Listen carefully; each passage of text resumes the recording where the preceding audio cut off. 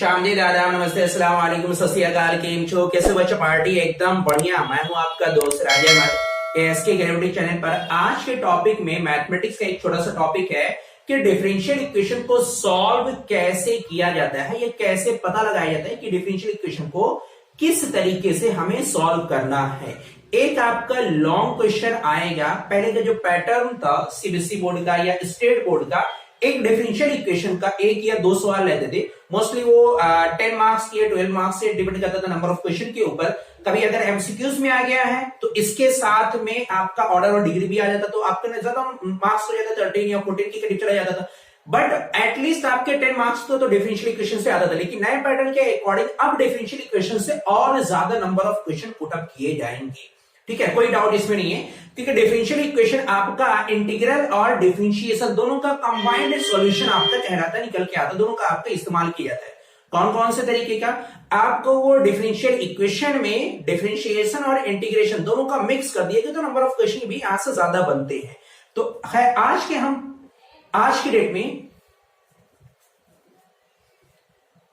खैर हम आज के इस टॉपिक में हम सिर्फ जानेंगे कि डिफरेंशियल इक्वेशन जो भी दी गई है उस डिफरेंशियल इक्वेशन को हम पता कैसे लगाएंगे कि दी गई डिफरेंशियल इक्वेशन को हमें होमोजेनियस से सॉल्व करना है, लीनियर से सॉल्व करना है, या वेरिएबल सेपरेबल से करना है, या लीनियर के सेकंड टाइप से सॉल्व करना है, या इनफाइनाइट के केस बनना है।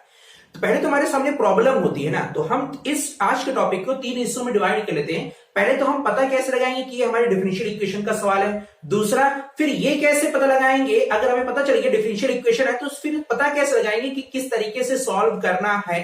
फिर हम लोग एक और टॉपिक इसी में जानेंगे कि कितने तरीके से डिफरेंशियल इक्वेशन का सॉल्यूशन निकाला जाता है। इन तीनों टॉपिक में हम आज के टॉपिक को कवर अप करेंगे। तो पहला है कि डिफरेंशियल इक्वेशन की पहचान यानी आइडेंटिफाई कैसे करते हैं, मालूम कैसे लगाते हैं कि ये हमारा एक डिफरेंशियल इक्वेशन का सवाल है। आइडेंटिफाई अगर हमें करना हुआ तो याद रखना, आइडेंटिफाई करने के लिए यानी पता लगाने के लिए हमें पहचान की ये दिया गया सवाल हमारा डिफरेंशियल इक्वेशन का है। उस सवाल में आपको dx एंड dy दोनों का टर्म लिखा हुआ दिखेगा। मोस्टली क्या अक्सर यही रहेगा, dx एंड dy दोनों के टर्म होंगे कुछ इस जैसे। हजारों तो क्वेश्चन बनते हैं, मैं एक दो क्वेश्चन से बता दे रहा हूं कि इस तरीके का आपका लिखा रहेगा कुछ sin x dy plus e to the power y dx is equal to 0 के ऐसे लिखा रहेगा। या हो सकता है e to the power x minus y dy is equal to sine x dx ऐसे कोई सवाल लिखा रहेगा। कुछ इस टाइप के सवाल आपके हो सकते हैं। या सवाल में dy बाई dx प्लस का tan inverse x y is equal to log of x ऐसा सवाल कुछ हो सकता है, कुछ इस तरीके से। तो मैं क्या कर रहा हूं कि हमें पहले पहचान लगाने के लिए डिफरेंशियल इक्वेशन का तरीका है कि उसमें dx और dy का टर्म दोनों साथ में दिया जाएगा।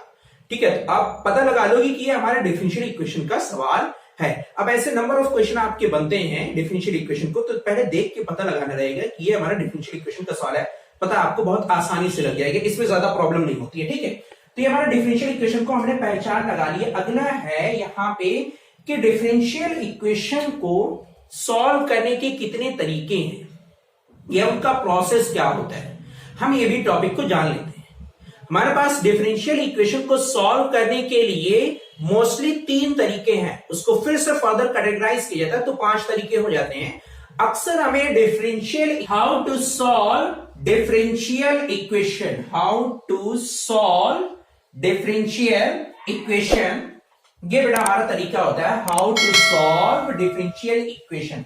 सॉल्व कैसे किया जाता है, how to solve differential equation. तो डिफरेंशियल इक्वेशन को सॉल्व करने के लिए कितने तरीके हमने बात करें हैं कि हमारे पास जो तरीका है वो एक तो पहले आ जाता है। पहला तरीका वेरिएबल सेपरेबल, हम लोग ऑलवेज पहले प्रिफर्ड करते हैं वेरिएबल सेपरेबल, ये बेटा आपका होता है तरीका वेरिएबल सेपरेबल। सेकेंड थिंग जो आपका आता है बेटा आपका डिफरेंशियल इक्वेशन अगर इससे नहीं सॉल्व हुई तो हम लोग होमोजीनियस के पास आते हैं।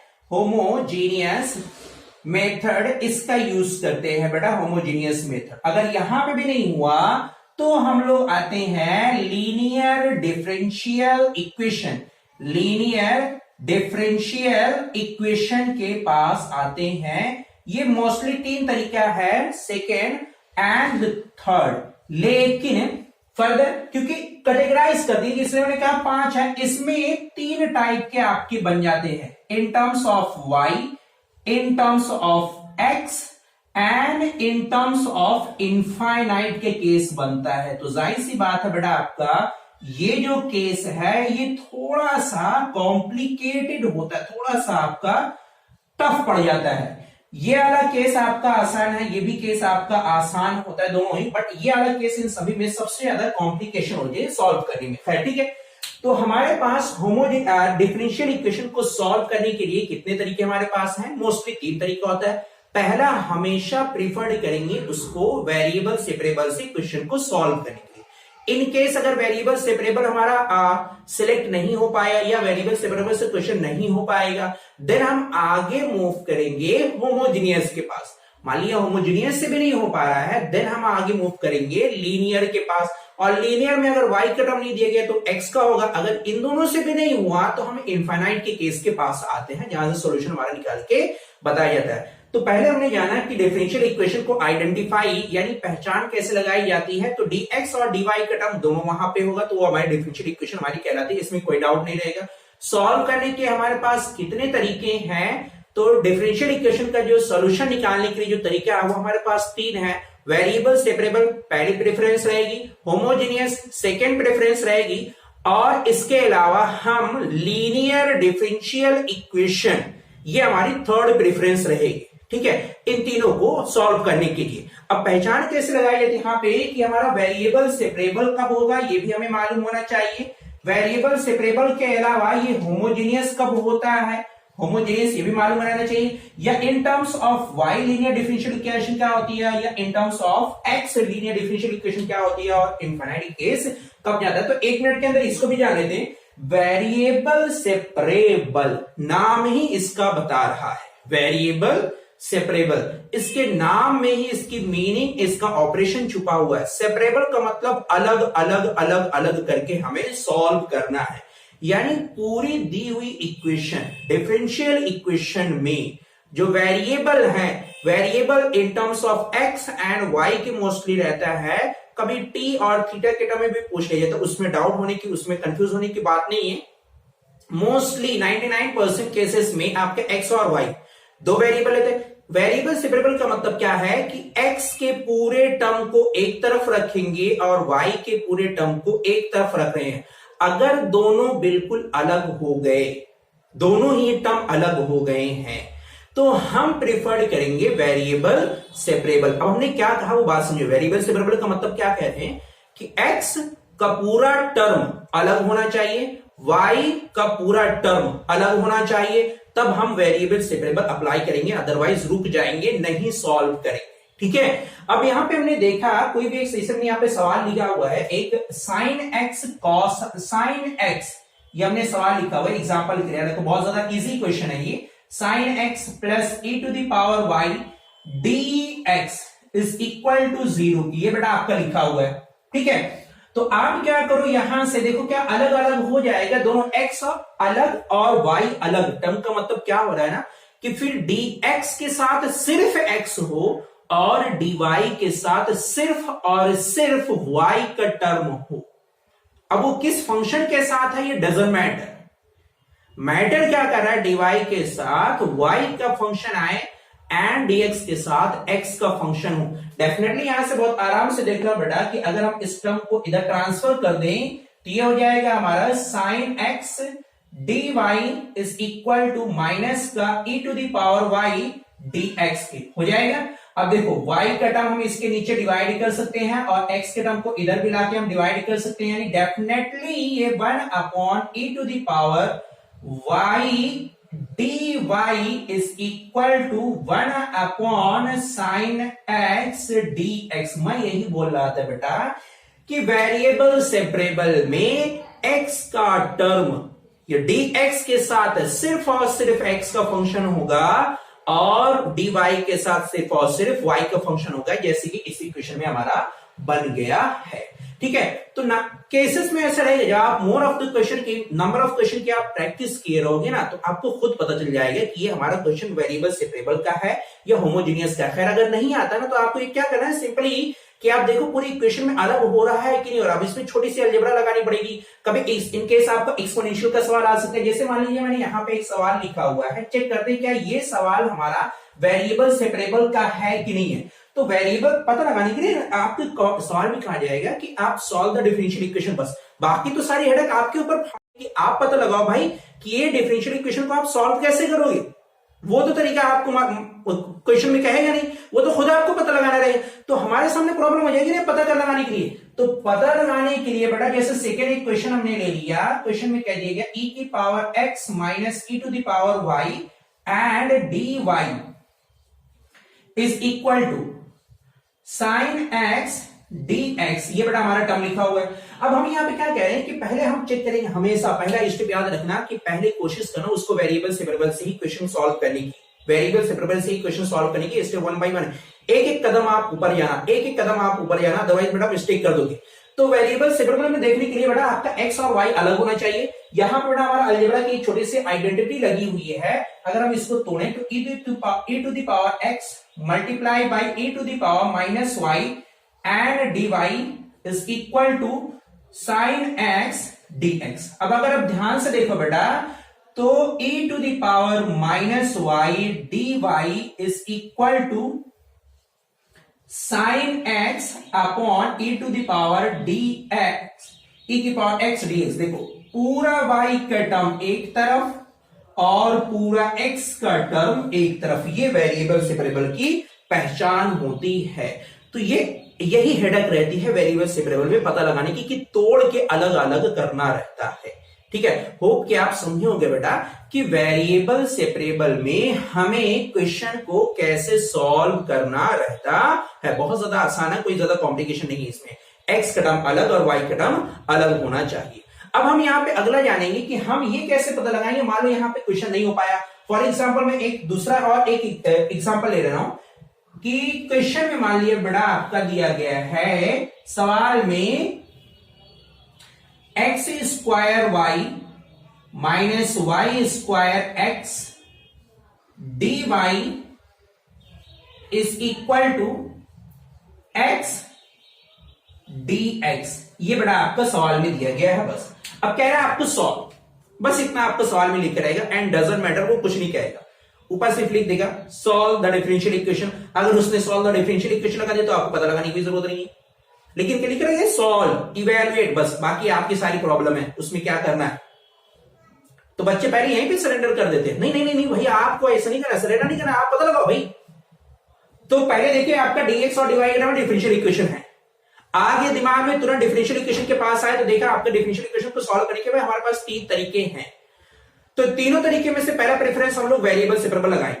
मान लो वेरिएबल सेपरेबल की कैसे पता लगाना, तो उसका भी एक आसान तरीका था भाई, आप क्या करो यहाँ पे dy बाई dx निकाल दो। क्या निकाल दो? dy बाई dx निकाल दो। dy बाई dx को एक तरफ, बाकी सबको एक तरफ लेके चले जाओ और आसान कर दे रहे। क्या करना है, हमने क्या कहा, देखो dy यहां पे लिखा हुआ है, dx का टर्म हमारा यहां पे लिखा हुआ है, तो हम क्या कर देंगे dy by dx is equal to, फिर कितना हो जाएगा, यहां पे कितना है x, और ये हो जाएगा बेटा एक्स स्क्वायर वाई माइनस का वाई स्क्वायर। ये बेटा हमारा हो गया। ठीक है, अब अगर यहां से देखो पहले से हमने क्या कहा वेरिएबल सेपरेबल, तो वेरिएबल सेपरेबल में तो x और y अलग अलग होना चाहिए। इस क्वेश्चन में देखो बेटा आप ये जो डिनोमिनेटर में टर्म लिखा हुआ है, इस टर्म से x और y अलग नहीं हो पाएंगे, वाई स्क्वायर एक्स भी होगा बेटा, यहां पे वाई स्क्वायर एक्स भी है, अलग नहीं होगा, सेपरेट हो ही नहीं सकता भाई। देखो अगर हमने एक्स वाई को कॉमन लिया तो यहां बचेगा x और यहां बचेगा y, अलग ही नहीं होगा, नहीं होगा। आप क्वेश्चन कितना भी कर लो नहीं होगा। जब नहीं हो रहा ना तो आप जबरदस्ती भी मत करना कि अरे यार हो ही नहीं रहा, नहीं नहीं वेरिएबल सेपरेबल करना, नहीं भाई नहीं हो रहा तो रुक जाओ, अगले स्टेप पे करो। हमने क्या कहा ना, आप dy बाई dx के टर्म को निकाल के रख दिए हो, ठीक है, वेरिएबल सेपरेबल फेल। क्या हो गया, वेरिएबल सेपरेबल फेल हो गया। अब आपको क्या करना है, फिर वेरिएबल सेपरेबल के बाद अगला जो तरीका आपका आ गया, कौन सा तरीका, सेकंड तरीका है बेटा आपका होमोजीनियस मेथड है। कौन सा मेथड है?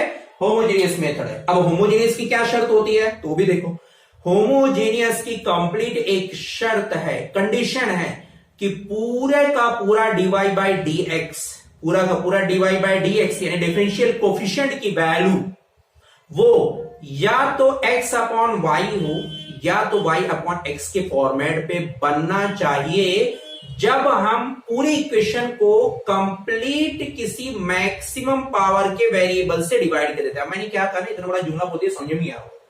खैर ये हमारा तरीका होता है, ये स्टेटमेंट लिखा रहा था, ये मैंने अपनी तरफ से बोला है। क्या कह रहे हैं ना कि ये जो dy बाई डी एक्स का टर्म है डिफरेंशियल कोफिशिएंट, उसकी जो पूरी वैल्यू है, मतलब ये इस टर्म की हम बात कर रहे हैं, ये ध्यान से समझ लेना बेटा, ये पूरा टर्म, ये पूरा का पूरा टर्म मतलब न्यूमरेटर और डिनोमिनेटर पूरा का पूरा टर्म या तो बेटा होमोजेनियस के लिए, होमोजेनियस डिफरेंशियल इक्वेशन के लिए आपका टर्म आना चाहिए x बाई वाई या बेटा आपका y बाई x के आना चाहिए, यही होना चाहिए। इसके अलावा और कुछ, सिंगल x और सिंगल y तो बचे ही ना, वो ना डिफरेंशियल इक्वेशन भी नहीं, वो सॉरी वो आपके होमोजेनियस भी नहीं है। क्या करें, देखो हम क्या तो पता कैसे लगाएंगे भाई ये हमारा बनेगा कि नहीं, तो देखो अगला स्टेप क्या, पहला स्टेप क्या करना है, dy बाई डी एक्स के टर्म को हमने अलग कर दिया, फिर पहला लगा रहे हैं वेरिएबल सेपरेबल, नहीं हो रहा है, अब हम क्या करें, चेक करेंगे होमोजेनियस। तो होमोजेनियस की क्या शर्त होती है, y बाई एक्स का टर्म पूरे इक्वेशन में हमारा बचना चाहिए। अब कैसे बचेगा, तो इस इक्वेशन में जो सबसे ज्यादा मैक्सिमम पावर है उससे आप डिवाइड कर दो, मैक्सिमम पावर से आप डिवाइड कर दो, मैक्सिमम पावर से आप डिवाइड कर दो। तो बेटा मैक्सिमम पावर एक्स स्क्वायर भी है, वाई स्क्वायर भी है, किसी से भी आप डिवाइड कर दो, कोई प्रॉब्लम नहीं, क्योंकि दोनों बेटा आपकी एक ही पावर में है, एक्स स्क्वायर भी है, वाई स्क्वायर भी है। तो अगर हम टर्म को, जो बेटा आपका पूरा का पूरा टर्म है, पूरा का टर्म कितना लिखा हुआ है बेटा आपका, X upon X square Y minus Y square X, अगर हम इसको डिवाइड कर दें, किससे डिवाइड करें बेटा, इसको अगर हम डिवाइड कर दें किससे, बाई एक्स स्क्वायर, आप वाई स्क्वायर से भी कर सकते थे क्योंकि दोनों की पावर बराबर है, मैक्सिमम पावर से डिवाइड करना, अगर वाई क्यूब होता तो फिर वाई क्यूब से डिवाइड करते, एक्स क्यूब होता तो एक्स क्यूब से डिवाइड करते।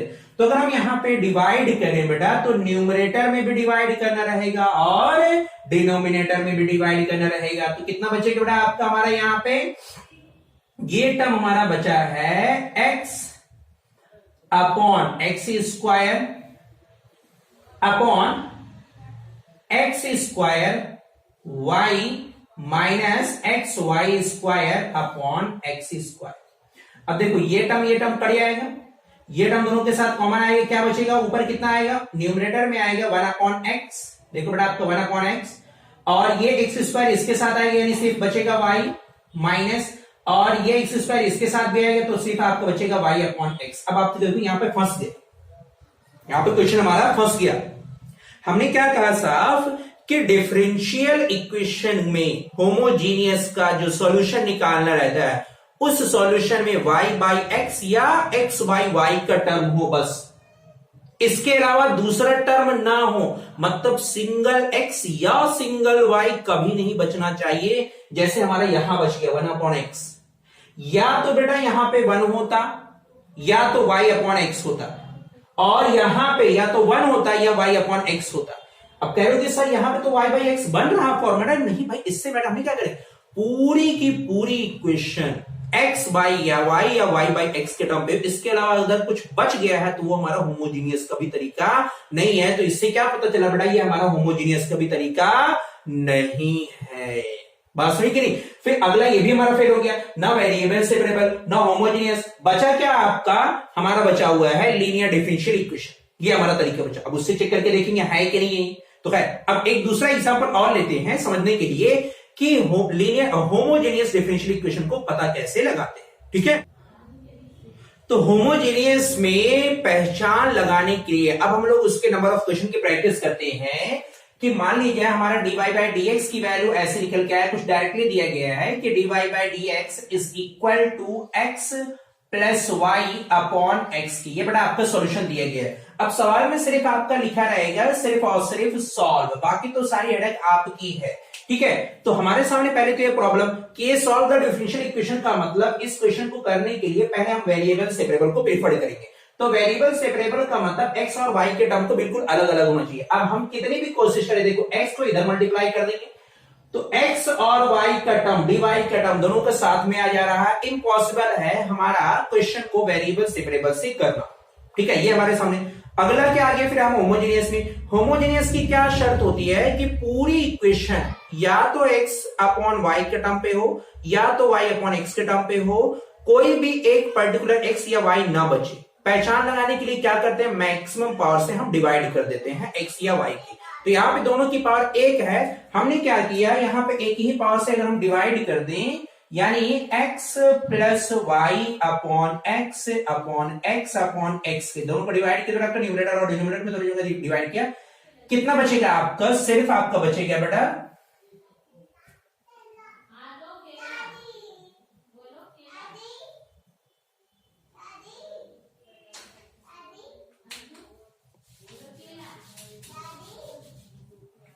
अगर हमने मैक्सिमम पावर से यहाँ पे हमने डिवाइड कर दिया है, x से डिवाइड किया तो x plus Y upon X upon X से, तो ये नंबर तो दोनों पड़ जाएगा, लेकिन ये दोनों मत काट देना वरना गलत हो जाएगा सवाल।